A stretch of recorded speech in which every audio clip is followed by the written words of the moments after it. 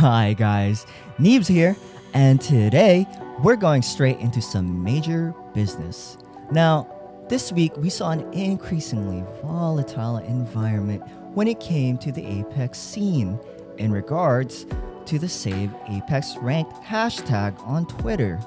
Now, I will not be going into it as I have put my 2 cents online, and as it stands now, it appears that some kinks have already been ironed out.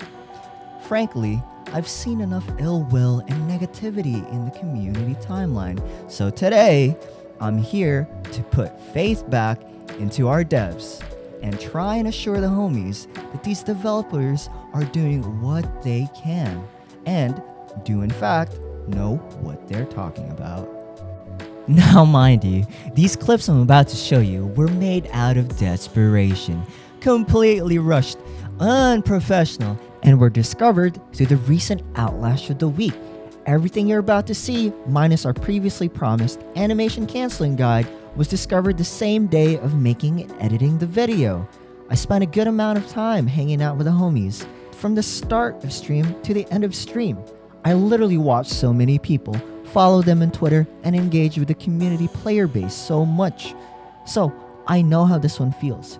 But at the same time, I'd like to stand with the devs, and would definitely defend them with all my integrity. I want to show that even when the community may suggest one thing, unless we test it out first before making a demand, we should hold ourselves accountable for our statements.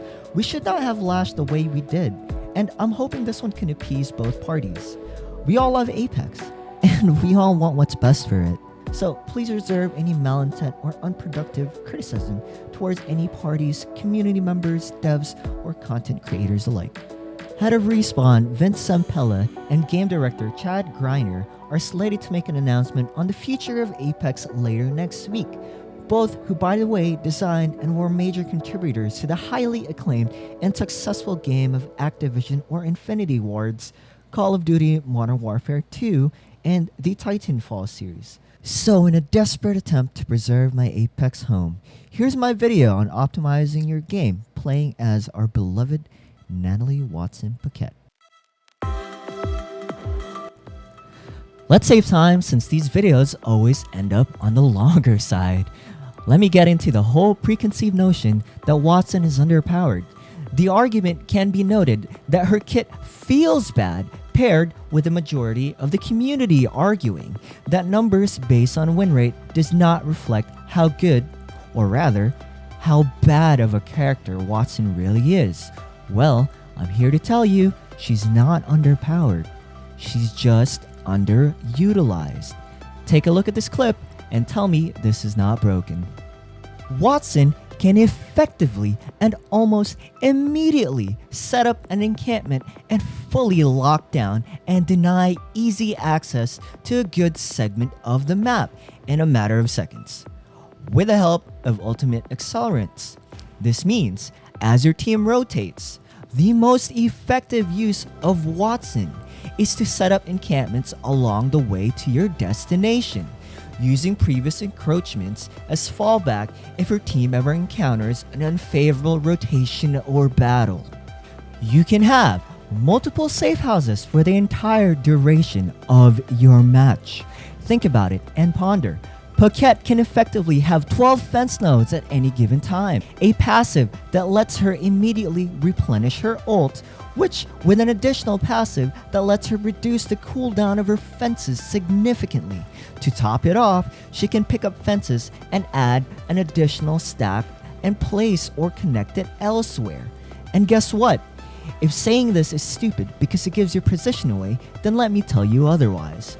Because you can hide them.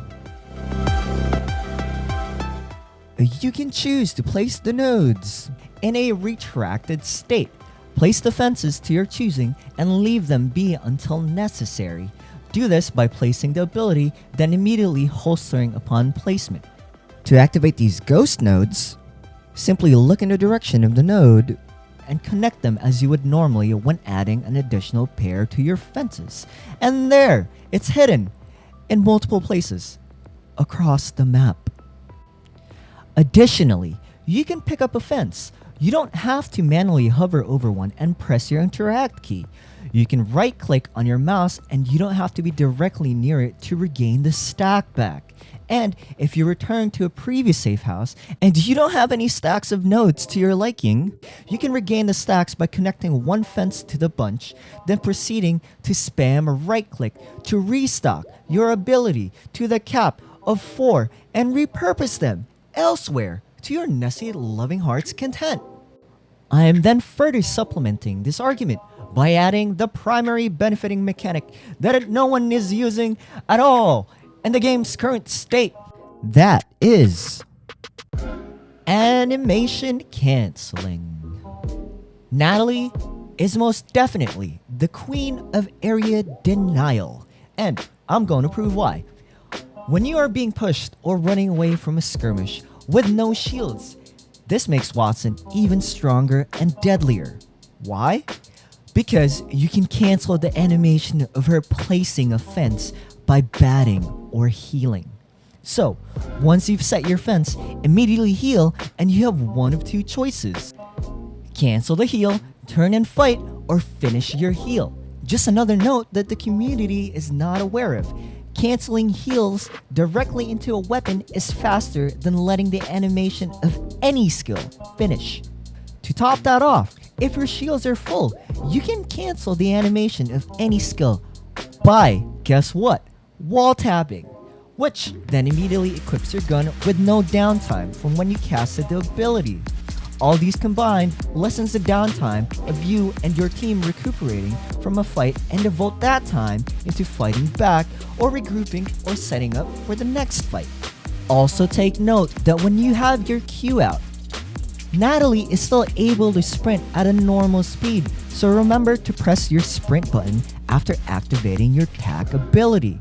The game is to keep your skill inventory in check, so a good Wattson will most definitely be aware of her current stocks and how long her pylon cooldowns are.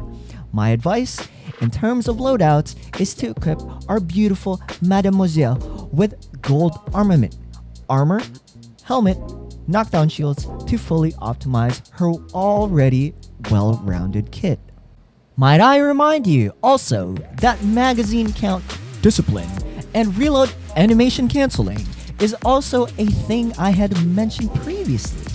This ups your DPS by so much, and paired with the pylon's inner talent of breaking line of sight and breaking chases and then tap strafing and wall hopping to boost, you're unhittable, unchaseable, and quite literally the easiest legend to reset and regain composure without having to leg it 50 meters to feel remotely safe. That's utilizing Wattson to her fullest, and the extent of her reach in a quote-unquote high level of play. Here's where it even gets crazier. The majority of the player base is still not utilizing enough resources to fully make use of her fences. And what I'm pointing to is the knockback effect. Your fragmentation grenades and melee all knock people back. And with the recent implementation of Noko's Sky Nades, this is even more relevant. Add tap strafing to the mix and you're really going to have a party. Here's a few examples. And again, while we're on the topic of melee, do note that your shotgun's shoot to melee window is dependent on what rarity bolt you have equipped. Purple bolts lets you melee the soonest, and the PK having the highest base shoot to melee time. Reason being, the fire animation is short, meaning you can melee sooner because the firing animation ends sooner. Additionally, melee speeds are also dependent on your character's stance. Jump kicking being the fastest melee option, followed by the uppercut, followed by your regular standing punch. If you input a W key to the melee, this will make your character model lunge forward, akin to the commando perk that is in Modern Warfare 2. To add yet again, people seem to be confused when to use their fences out in the open. Well, there's a solution to this that has been there the entire time since launch. Has your teammate ever panic bubbled, followed by an impending full push by a team, and you wish you had more time to react? Well, guess what? You can split the bubble with a fence or multiple fences. This forces the opposition to take one of a few extra steps. Stop and go all the way around the bubble. Wait until the bubble is gone, in which case you've already placed a Wattson ultimate to help replenish shields. To try and break the pylons, take the fence damage and the slow, or best case scenario, completely stop the enemy push where they are out in the open field, left with no cover. You can backpedal to the farther half of the bubble if you need to cover from a frontal attack, and dance around them until you've healed or caught them in a bad position. And this time, you have given you and your team time to heal, think, and recuperate, and force a counterattack. Successfully enforce this by implementing all the methods I've previously mentioned, that being animation canceling and managing skill resources. Full shields and no wall animation to cancel? Burn yourself slightly with a therm, and continue as planned, and ult after as necessary. She's more diverse and deadlier than you think. So one only can imagine if they buffed her kit because it's so highly requested. Say they increase the amount of fences she can have at one time, increase the amount of ult cells she stacks that she can carry, be able to craft ult cells, give her fast fence setup, let her immediately place a full 2 stacked fence that count as one charge, increase the radius of her ult, increase passive healing of shields, let her charge the PK, triple take, or devotion faster? Then we've got ourselves a very problematic legend. I, in no shape or form, am a Wattson main, nor do I have enough hours devoted to the legend to fully utilize these findings. But imagine people like Reps, Loki Ross, RKN, Wig, Moore, Clover WCY, Bubs. Give these guys the tools, and who knows? I don't even know if this will reach them, but I definitely can see them doing massive plays around these mechanics. Area denial skills, displacement, and controller type characters have always been innately strong. We see it in any other game. We know it's broken, we've seen it a million times.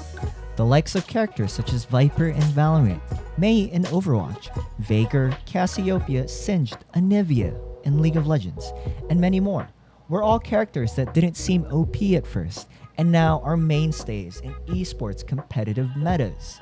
Sure, one well-timed crypto ult can destroy the stronghold, but with this recent discovery, we now know actually how fast she can set up and recover from a losing fight.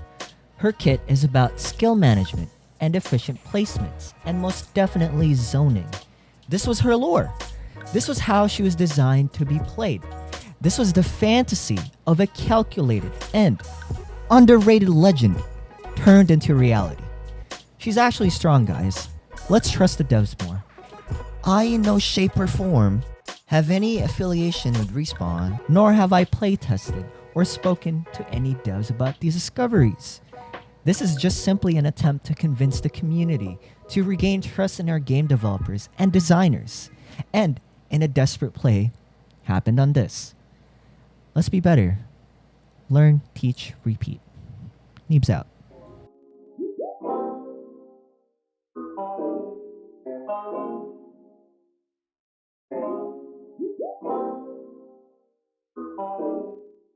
Next, we're gonna break crypto.